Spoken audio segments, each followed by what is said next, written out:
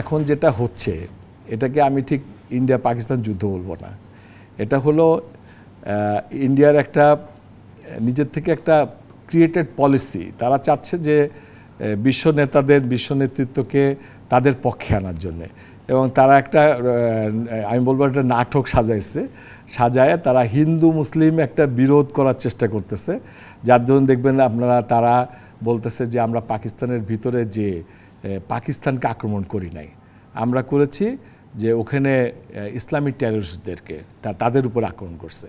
তো এই জিনিসটা তারা দেখানোর চেষ্টা করতেছে যে ইসলামিক টেররিস্টদের উত্থান হয়েছে এই পাকিস্তানে, বাংলাদেশেও উত্থান হয়েছে, তারা কিছুদিন আগে বলেছে।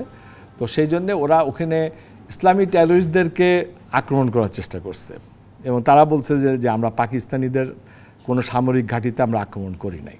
তো ওরা আমেরিকার সাপোর্ট নিতে চাচ্ছে, জাতিসংঘের সাপোর্ট নিতে চাচ্ছে যে ইসলামিক টেররিস্টদেরকে তারা ডিল করবে। তো সেখানে তারা বাংলাদেশের কথাও কিছুদিন আগে বলেছে যে এখানে হিজবুল তাহরিদের উত্থান হচ্ছে। তো সেখানে বাংলাদেশেও কিন্তু তারা এই ধরনের সার্জিক্যাল স্ট্রাইক তারা করতে পারে, সম্ভাবনা আছে।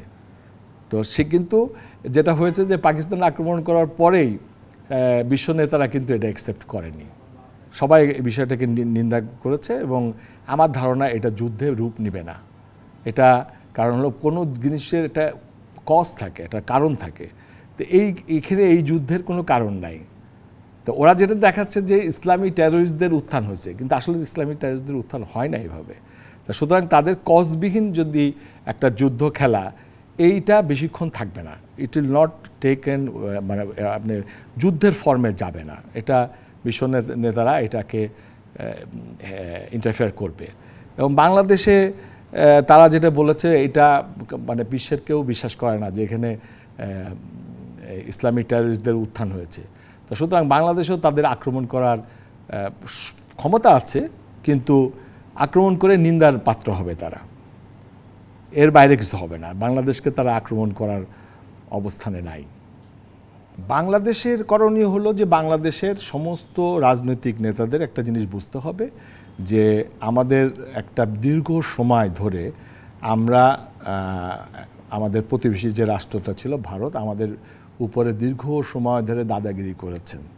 আমাদের যে সম্ভাবনাগুলো আছে, আমাদের পোর্ট, আমাদের যে বাণিজ্যিক সম্ভাবনাগুলো আছে, যেরকম ডক্টর ইউনূস যেটা বলতেছেন, এটা বাস্তবতা যে এখন আপনার পৃথিবীতে লেবার কস্ট হাই হয়ে গেছে চায়নাতে।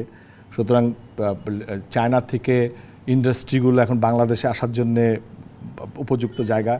বাংলাদেশে সস্তা লেবার আছে, আমাদের পোর্ট আছে, এবং বাংলাদেশ হতে পারে আগামী দিনের বাণিজ্যিক হাব। যে কথাগুলো ডক্টর ইউনূস বলছে এটা বাস্তবতা।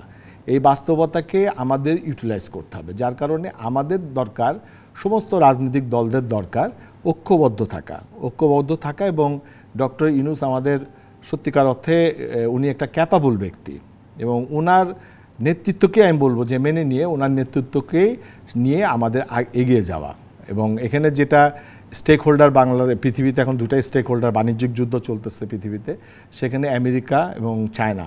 এবং আমার ধারণা যে ডক্টর ইউনূস আমেরিকা এবং চায়নাকে নেগোসিয়েশন টেবিলে আনতে পেরেছেন, এবং আমাদের সামনে সুদিন, এবং আমেরিকার যে ভারত যে যুদ্ধ গেম খেলতেছে, এটা তারা বাংলাদেশের উপরে করতে পারবে না। আমাদের উচিত যে ডক্টর ইউনূসের নেতৃত্বে ঐক্যবদ্ধ থাকা।